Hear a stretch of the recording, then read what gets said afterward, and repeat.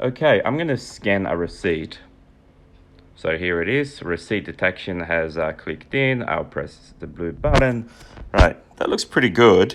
Now, I've got a bunch of other buttons here on the right-hand side of the receipt. So it's telling me that this is one of one. Then I've got the crop button below that, then a delete button, a rotate, and then an image, like a magic button. That's the image correction. So let's just tap on the image correction.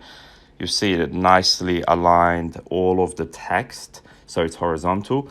So that's going to improve the data extraction, and I'm happy with it. I'm going to hit submit to submit that image for processing. Close that. Now you see it's already post-processing. It takes about 3 to 5 seconds to extract all the data from the receipt. It's all real-time, machine powered. As you can see, it's already done.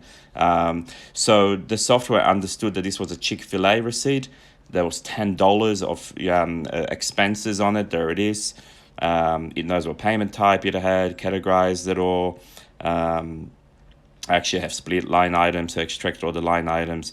But the ones I'm interested in is the tagging. So you see I've got tags here. Now I can tap on a tag and I can add a new tag. So I'm going to add food. Yeah, that was fast food. And then close that.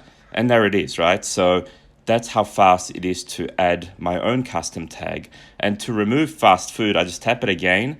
There it is. You see it's selected fast food, and I can tap to remove it or tap to add it back in.